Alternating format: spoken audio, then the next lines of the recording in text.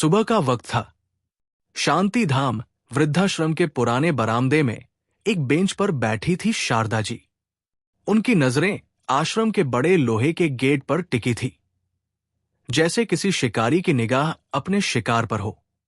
हर गाड़ी की आवाज पर उनके दिल में उम्मीद की एक नई किरण जगती और अगले ही पल वही उम्मीद चेहरे की झुर्रियों में खो जाती।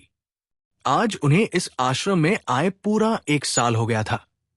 1 साल पहले इसी दिन उनके पोते का चौथा जन्मदिन था।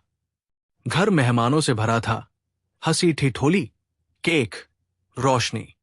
पर उन्हें क्या पता था, वो खुशियों भरा दिन उनके अपने घर में उनका आखिरी दिन होगा। पार्टी के कुछ दिन बाद बेटा रमेश और बहू सुनीता विदेश घूमने चले गए। उन्होंने कहा था, मां, आप 1 महीने शांति धाम में रह लीजिए। वहां आपकी उम्र के लोग हैं, मन लग जाएगा। हम लौटते ही आपको घर ले आएंगे। एक मां का दिल बच्चों की खुशी में अपनी तकलीफ भुला बैठा। पर जब वे लौटे तो उन्हें लेने कोई नहीं आया। पहले 1 हफ्ता, फिर 1 महीना और अब 1 साल। फोन करने पर हर बार नया बहाना। मां, घर में मरम्मत चल रही है, धूल मिट्टी है, आपको तकलीफ होगी। धीरे धीरे उनके भीतर का यकीन भी धुंधला पड़ गया। हर रविवार वे सचती संवरती गेट के पास बैठ जाती, उम्मीद में कि शायद आज वो गाड़ी आएगी। पर हर बार सूरज ढल जाता और इंतजार अधूरा रह जाता। लेकिन आज कुछ अलग था। आज उनके पोते रोहन का 5वां जन्मदिन था। बेटे से उम्मीद खत्म हो चुकी थी, पर पोते के लिए ममता अब भी सांस ले रही थी। उन्होंने ठान लिया, आज मैं अपने रोहन को देखे बिना नहीं रहूंगी, चाहे कुछ भी हो जाए। पर उन्होंने जाना, अपनी पहचान के साथ जाना, मतलब घर की दहलीज से ही लौट जाना। तो उन्होंने फैसला किया, वो अपने ही घर जाएंगी, पर किसी और रूप में।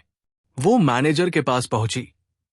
वर्मा जी, मुझे 1 दिन की छुट्टी चाहिए, मेरी ननद बहुत बीमार है। झूठ बोलते वक्त उनकी आवाज कांप रही थी।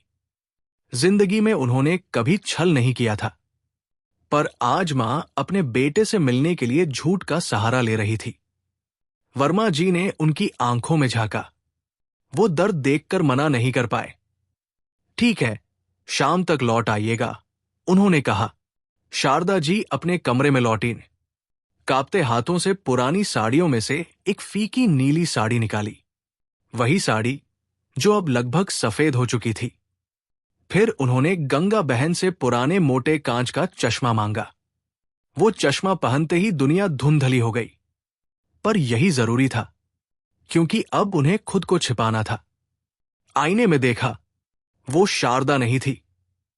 एक थकी हुई, झुकी हुई औरत खड़ी थी, जिसकी आंखों में सालों का दर्द था।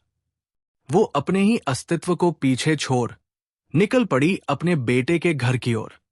जैसे ही अपने पुराने मोहल्ले में पहुंची, दिल बेकाबू धड़कने लगा। हर गली, हर मोड़ उन्हें उनके अतीत में ले जा रहा था, जहां उन्होंने रमेश को साइकिल चलाना सिखाया था, जहां जलेबियों के लिए उसकी जिद सुनी थी। जब वो घर के सामने पहुंची तो गेट रंग बिरंगे गुब्बारों से सजा था। अंदर संगीत बज रहा था। आज उनके रोहन का जन्मदिन था, पर वो मेहमान नहीं, एक नौकरानी बनकर जाने वाली थी।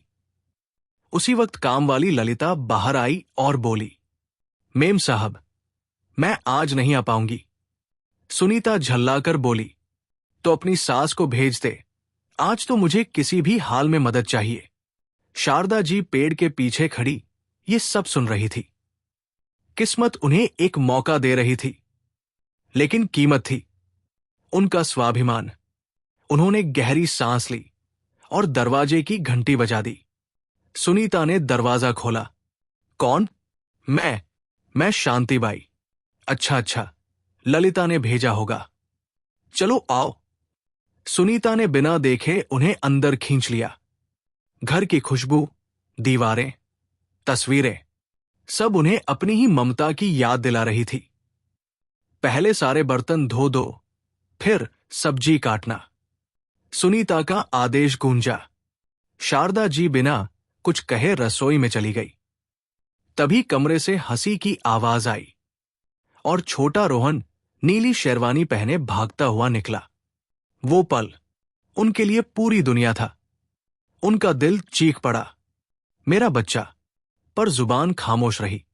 वो बस दूर से निहारती रही, आंसू पल्लू में छिपाती रही। शाम को मेहमान आए, संगीत बजा, केक कटा। Happy birthday to you Rohan की गूंज छा गई। रोहन ने केक का पहला टुकड़ा अपने माता पिता को खिलाया। शारदा जी बस दूर खड़ी देखती रही।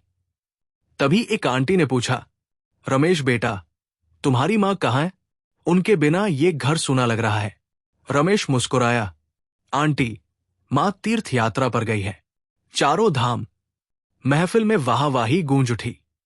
वाह रमेश, तू तो आज का श्रवण कुमार निकला। ये शब्द जैसे किसी ने शारदा जी के दिल में खंजर उतार दिया हो। उनके हाथ में पानी की ट्रे कांपने लगी और अगले ही पल जमीन पर गिर गई। कांच के टुकड़े बिखर गए और साथ ही सच भी। भीड़ ने देखा, वो कोई काम वाली नहीं थी, वो रमेश की मां थी, शारदा जी। कमला आंटी आगे बढ़ी, शारदा, ये क्या हाल बना लिया तूने? रमेश, ये क्या है? शारदा जी बोली, मैं तीर्थ यात्रा पर नहीं, आश्रम में हूं। मेरे बच्चों ने कहा था कुछ दिन रहना, फिर कभी लेने नहीं आए। आज सिर्फ अपने पोते को देखने आई थी। सन्नाटा छा गया। रमेश और सुनीता सिर झुकाए खड़े थे। शारदा जी ने रोहन को देखा, जो सहमा हुआ कोने में खड़ा था। वो धीरे से उसके पास गई, घुटनों के बल बैठीन और अपनी बाहें फैलाई। मेरे बच्चे, रोहन ने डरते डरते अपने छोटे हाथ उनकी पीठ पर रख दिए। कमरे में मौजूद हर शख्स की आंखें नम थी। कई सालों की तड़प आज एक आलिंगन में समा गई थी। थोड़ी देर बाद शारदा जी उठीं, रोहन के गालों से अपने आंसू पोंछे और बोली, अब चलती हूं। विक्रांत, रमेश का दोस्त, आगे आया। मान जी, मेरे घर चलिए, मेरे सिर आंखों पर जगह है। शारदा जी मुस्कुराई, बेटा, जब अपना खून ही पराया हो गया तो मैं किसी पर बोझ कैसे बनूं? लेकिन तुम्हारी बात दिल छू गई। हमेशा खुश रहो। उन्होंने अपने बेटे की ओर आखिरी बार देखा। आंखों में गुस्सा नहीं था, बस एक शांति थी। अब मेरी जगह वही है, शांति धाम वृद्धाश्रम में। कदम बढ़ाते हुए वो चली गई। अब उनके चलने में झुकाव नहीं था, एक सुकून था, सब कुछ खोकर खुद को पा लेने का सुकून। उनके जाने के बाद हर मेहमान ने सिर झुका लिया। कमला आंटी ने जाते जाते बस इतना कहा, रमेश, तूने मां नहीं, इंसानियत को धोखा दिया है। भगवान तुझे कभी माफ नहीं करेगा। घर में अब सिर्फ सन्नाटा था। बिखरे हुए तोहफे, आधा खाया केक और टूटे हुए गिलास। और उन सब के बीच दो लोग जो आज खुद से भी आंख नहीं मिला पा रहे थे। तो दोस्तों, आपके अनुसार क्या शारदा जी ने सही किया? अपनी राय नीचे कमेंट में जरूर बताएं। अगर कहानी ने आपके दिल को छुआ हो तो वीडियो को लाइक करें, शेयर करें और अगली कहानी तक याद रखिए, मां की ममता कभी बूढ़ी नहीं होती।